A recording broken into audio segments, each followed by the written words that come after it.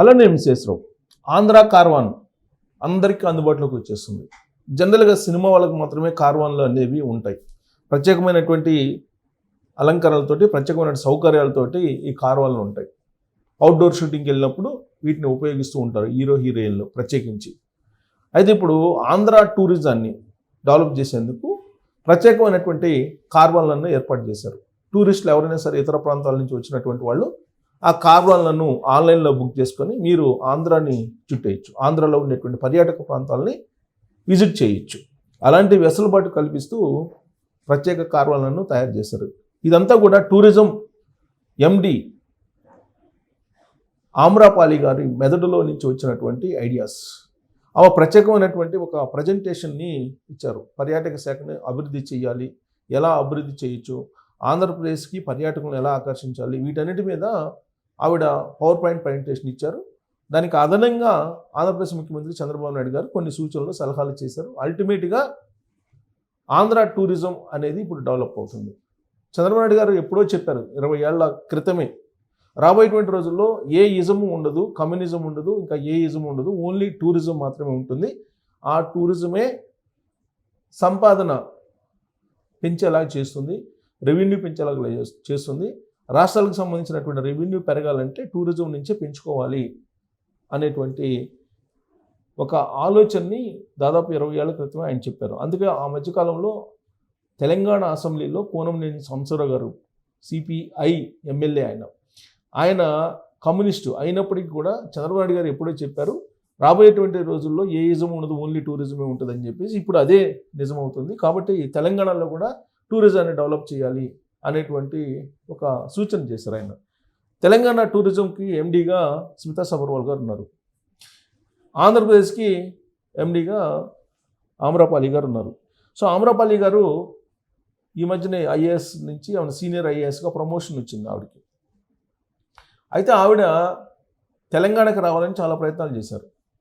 ఎందుకంటే గ్రేటర్ హైదరాబాద్ కమిషనర్గా చేస్తూ ఢిల్లీ ఇచ్చినటువంటి ఆదేశాల ప్రకారం, కేంద్ర ప్రభుత్వ ఆదేశాల ప్రకారం ఏ రాష్ట్రానికి సంబంధించినటువంటి ఐఏఎస్లు ఐపీఎస్లు ఆ రాష్ట్రానికి వెళ్ళాలి అనేటువంటి ఒక ఆర్డర్స్ వచ్చాయి. దాని ప్రకారం ఐఏఎస్లు ఐపీఎస్లు ఏ రాష్ట్రానికి వెళ్ళాల్సినటువంటి వాళ్ళు ఆ రాష్ట్రానికి వెళ్ళిపోయారు. అయినప్పటికీ పట్టు విడవని విక్రమార్కుల్లా ఆమ్రపాలి గారు తెలంగాణకు రావాలని చెప్పి మళ్ళా ప్రయత్నం చేశారు. కానీ కోర్టుల్లో ఒప్పుకోలేదు. దీంతో ఆంధ్రప్రదేశ్లోనే కొనసాగుతూ ఉన్నారు. ఇప్పుడు ప్రయత్నాలను అయితే విరమించేశారు. పైగా చంద్రబాబు నాయుడు గారు 2024 నుంచి ముఖ్యమంత్రిగా ఉన్నారు కాబట్టి ఆయన దగ్గర పనిచేయడానికి ఐఏఎస్లు కానీ ఐపీఎస్లు కానీ ఇష్టపడుతూ ఉంటారు. దానికి కారణం ఏంటంటే పూర్తి స్వేచ్ఛనిస్తారు. పైగా రూల్స్కి విరుద్ధంగా ఏదీ చేయమనరు. ఒకవేళ ఏదైనా ఆబ్లిగేషన్ ఉండి చేయమని చెప్పినప్పటికీ కొన్ని రూల్స్ అంగీకరించమని చెప్తే దానికి ఆయన ఒప్పుకుంటారు. అంతా ఫ్లెక్సిబిలిటీగా ఉంటుంది. అందుకే ఆయన దగ్గర పనిచేసినటువంటి ఐఏఎస్లు ఆర్బీఐ గవర్నర్ అయినటువంటి వాళ్ళు ఉన్నారు, పిఎంఓ ఆఫీస్లో పనిచేసినటువంటి వాళ్ళు ఉన్నారు, అత్యంత అద్భుతమైనటువంటి అవార్డులను గ్రహించినటువంటి వాళ్ళు కూడా ఉన్నారు. ఆయన ఉమ్మడి ఆంధ్రప్రదేశ్లో ముఖ్యమంత్రిగా చేసినప్పుడు కానీ, ఆ తర్వాత విడిపోయిన ఆంధ్రప్రదేశ్లో 2 సార్లు ముఖ్యమంత్రిగా చేస్తున్న సమయంలో కానీ ఆయన దగ్గర పనిచేసినటువంటి ఐఏఎస్లు కానీ ఐపీఎస్లు కానీ డైనమిక్గా ఎదిగారు. ఇప్పుడు అదే డైనమిక్ వ్యవహారం ఆమ్రపాలిలో కనిపిస్తుంది. ఆంధ్రప్రదేశ్ టూరిజాన్ని పెంచుతూ ఉన్నారు. ఈ మధ్యకాలంలో ఆంధ్రప్రదేశ్లో బాగా రెవెన్యూ ఇంక్రీజ్ అవుతుంది అని అంటే అది టూరిజంలోనే ఇంక్రీజ్ అవుతున్నట్టు కనిపిస్తుంది. త్రైమాసిక ఫలితాలు అబ్జర్వ్ చేస్తే టూరిజం ఫలితాలు అద్భుతంగా ఉన్నాయి. కారణం ఏంటంటే ప్రత్యేకమైనటువంటి ప్యాకేజీలు, అలాగే ప్రత్యేకమైనటువంటి పవర్ పాయింట్ ప్రజెంటేషన్లతోటి ఇండస్ట్రియలిస్టుల్ని ఆకర్షించారు. స్టార్ హోటల్స్ని నిర్మించడానికి టూరిజం ముందుకు వచ్చింది. అందుకే ఇండస్ట్రీస్లు కూడా పెట్టుబడులు పెట్టడానికి ముందుకు వచ్చారు.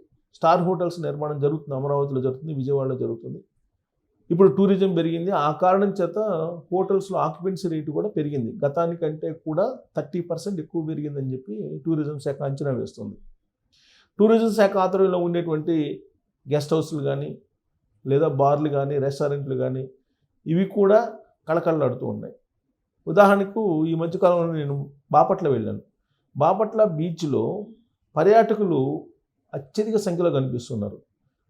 విచిత్రమైనటువంటి పరిణామం ఏంటంటే అక్కడికి వచ్చినటువంటి పర్యాటకులు ఎక్కువ మంది తెలంగాణ వాళ్ళు ఉన్నారు. అది ఎలా మనం గ్రహించగలం అంటే టీఎస్ వెహికల్స్ కార్లు పార్క్ చేసినటువంటి కార్లలో 50% అబౌవ్ టీఎస్ రిజిస్ట్రేషన్ తోటి ఉన్నాయి. అంటే తెలంగాణ పర్యాటకులు, తెలంగాణ ప్రజలు ఎక్కువగా ఆంధ్రప్రదేశ్ని విజిట్ చేస్తున్నారు. ఆంధ్రప్రదేశ్లో ఉన్నటువంటి బీచ్ల్ని సందర్శిస్తున్నారు, ఆంధ్రప్రదేశ్లో ఉండే దేవాలయాలను సందర్శిస్తున్నారు, ఆంధ్రప్రదేశ్లో ఉండేటువంటి నదుల్ని సందర్శిస్తున్నారు, ఆంధ్రప్రదేశ్లో ఉండేటువంటి పర్యాటక ప్రాంతాల్లో వాళ్ళు పర్యటిస్తూ ఉన్నారు. వీళ్ళే కాకుండా విదేశస్తులు కూడా కనిపిస్తున్నారు అక్కడ. విదేశస్తులు కూడా అక్కడికి వచ్చి సముద్ర తీరంలో బాపట్ల బీచ్లో కానీ, లేదా చీరాల బీచ్లో కానీ, లేదా నెల్లూరులో మైపాడు బీచ్లో కానీ ఇలా సముద్ర తీరం అన్నమాట. దాదాపు 1000 కిలోమీటర్ల సముద్ర తీరం ఆంధ్రప్రదేశ్కు ఉంది. ఈ 1000 కిలోమీటర్ల తీరంలో ఉన్నటువంటి బీచ్ల్లో విదేశస్తులు కూడా వస్తూ ఉన్నారు. వాళ్ళకి తగిన విధంగా, వాళ్ళని ఆకర్షించే విధంగా ఆంధ్రప్రదేశ్ టూరిజం అనేది సంపూర్ణమైన ఏర్పాట్లు చేసింది. దాంట్లో భాగంగానే కార్వాన్ అనేటువంటి సిస్టమ్ తీసుకుంది. ఏంటి కార్వాన్ని ఎలా బుక్ చేసుకోవాలి, కార్వాన్కి సంబంధించిన ఏర్పాట్లు ఎలా చేశారు అనేది చూద్దాం. ఇక్కడ చూడండి, కార్వాన్ ఆంధ్రప్రదేశ్ని చుట్టాయి. 4 మార్గాల్లో సరికొత్త పర్యాటక వాహనాలు ప్యాకేజీలు ప్రకటించిన పర్యాటక శాఖ. పర్యాటకులకు సరికొత్త అనుభూతులు అందించే కార్వాన్ వాహనాలు రాష్ట్రంలో మొదటిసారి అందుబాటులోకి వచ్చాయి. వీటిని తొలుత 4 మార్గాల్లో నడపబోతున్నారు. రాష్ట్ర పర్యాటక అభివృద్ధి సంస్థ పోర్టల్ ఒకటి ఉంది. ఆ పోర్టల్ ద్వారా వాహనాలను బుక్ చేసుకోవచ్చు.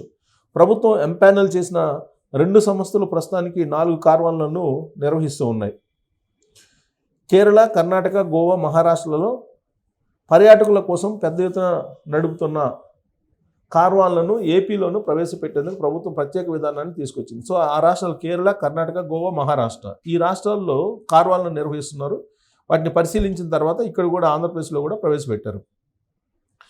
దీనిపై పలు ప్రైవేట్ సంస్థలు ఆసక్తి చూపాయి నిర్వహణ కోసం. వీటిలో ఓజీ డ్రీమ్ లైనర్స్ అనేటువంటిది ఒకటి, 2 ఇండియా లక్సీ కార్వాన్ ఎల్ఎల్పి సంస్థలను ఈ ఆంధ్రప్రదేశ్ పర్యాటక శాఖ ఎంపానల్ చేసింది.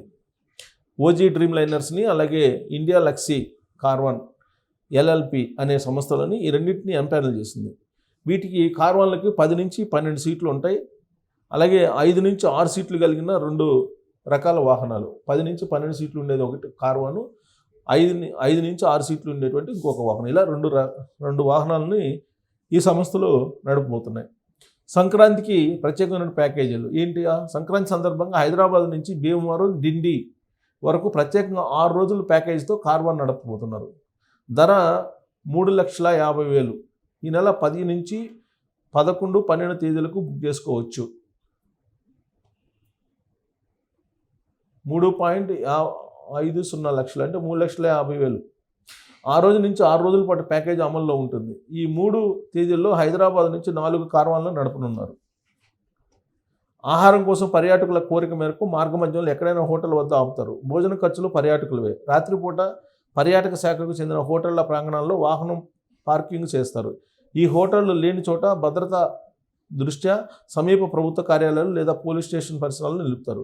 పగలు వివిధ ప్రాంతాలను సందర్శించాక పర్యాటకులు రాత్రుల్లో కార్వాన్లోనే నిద్రపోయేలా వసతులు ఉంటాయి.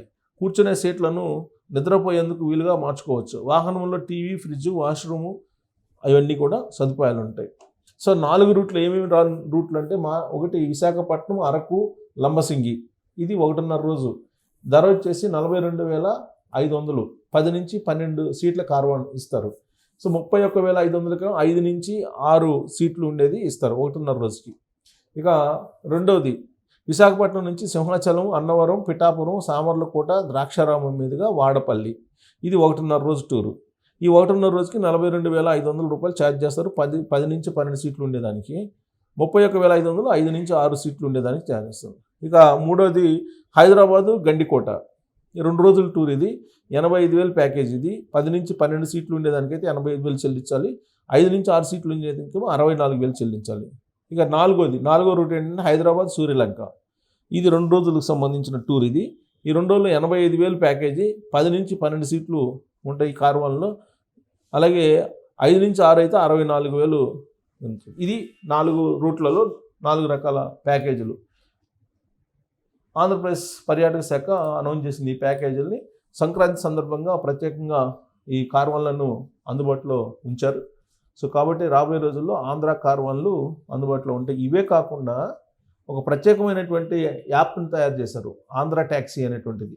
ఈ ఆంధ్ర ట్యాక్సీ యాప్ ద్వారా పర్యాటకులు వాహనాలను బుక్ చేసుకుని ఆయా ప్రాంతంలో ఉండేటువంటి పర్యాటక ప్రాంతాలను పర్యటించవచ్చు. గైడ్స్గా ఆ వాహనాల్లో ఉండేటువంటి డ్రైవర్లే వ్యవహరిస్తారు. ఇలాంటి ఏర్పాట్లన్నీ చేసి ఆంధ్ర టూరిజాన్ని మరింత అభివృద్ధి చేయడానికి ఆంధ్రప్రదేశ్ ప్రభుత్వం సిద్ధమైంది. మరి కార్వాన్ రూట్లు అలాగే దాని రేట్లు నేను చెప్పాను, ప్రభుత్వం నిర్ణయించినటువంటి రేట్లు. దీని మీద మీ కామెంట్ చేయొచ్చు. Thank you.